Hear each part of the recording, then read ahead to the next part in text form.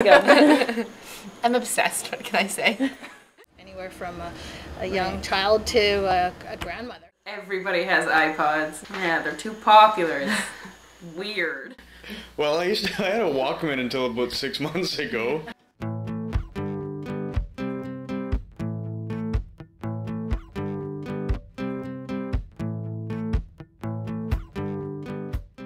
There is a Freudian theory of psychosocial development which suggests that patterns of desires and identification are reinforced by the dominant institutions of education and family which exist in popular culture. We have therefore created this short documentary as a direct response to the current Apple iPod phenomenon which exists in nearly all corners of our materialistic world. I have the iPod Nano and the Shuffle. Oh, do you want my accessories as well?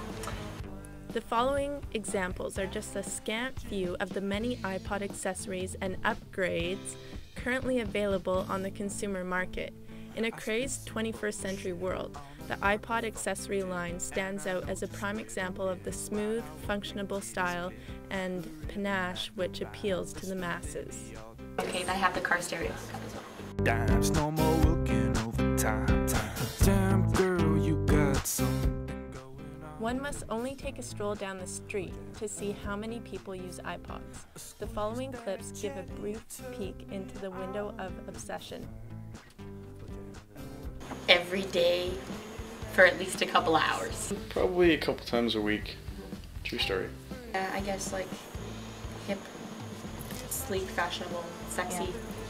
It's pretty exciting. They try to keep it fresh because every year, like since we've carried them, they keep changing the models over just to keep it appealing. But I don't know, I think it's everybody knows about it. It's kind of like a brand now and a household name, whether people own it or not. The term planned obsolescence refers to a conscious decision made by a manufacturing giant to produce and market a consumer product, which will become obsolete in a very short period of time. Some people have accused the Apple Corporation of producing and selling their easily recognizable iPod with just such a theory in mind. Joseph Joubert once wrote, "Ask the young, they know everything." Perhaps this is the reason why Apple has clearly chosen to market their product of mass consumption to the youth of the world. Gazing at the countless billboards and posters displaying iPods, one cannot help but notice the dominant appeal of the product which beckons proudly to the young consumer. I think dominantly it's going to be younger people that are very, they are very savvy with technology. Probably like all teens and then 20s. Probably mid to late teens. Late teens, early 20s.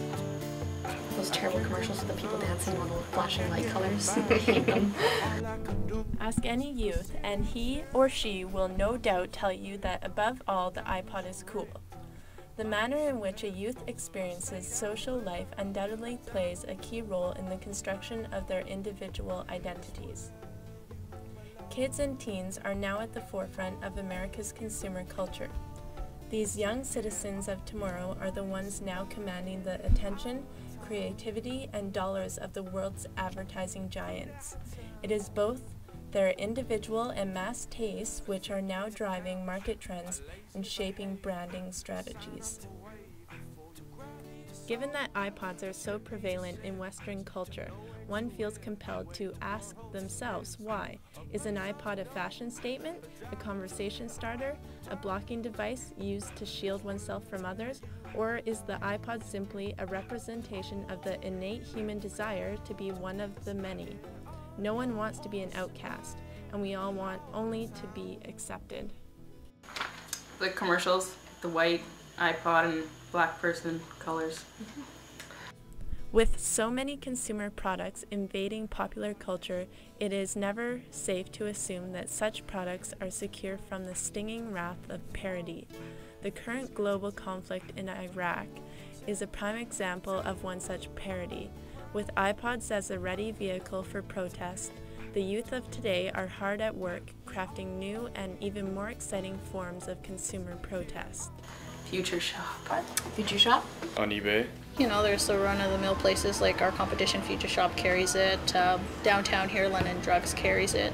While this map demonstrates just how many businesses sell iPods and other such Apple products, a number of other businesses, both commercial and otherwise, support the iPod phenomenon by giving them away to the consumer for free. Creative Zen. Although many youth simply desire to fit in, there will always be a small subgroup of alternative product-seeking citizens. The Creative Zen fits this example nicely, as it is fast becoming a popular alternative to the mass appeal of the iPod. Friends not only stick together, but they form their very own cliques, subgroups, and grassroots organizations. The iPod serves as a gateway into these groups, as many of today's youth share similar tastes in music, fashion, and the world around them.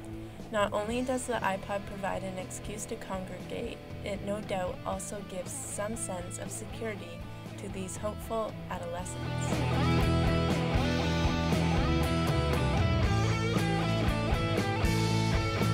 I'd say like 90%. Actually, not very many. Maybe like 5, 6. 5, 6, okay. Lots. Most everyone that I know.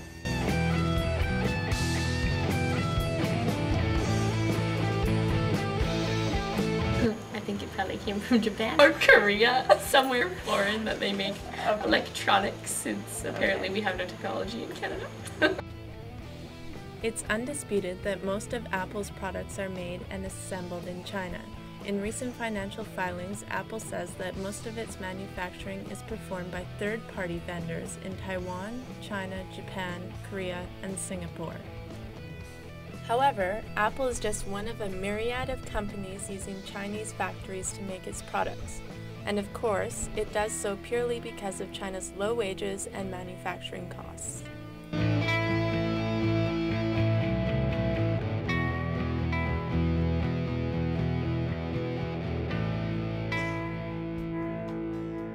I'll just buy another one. I'd be very upset.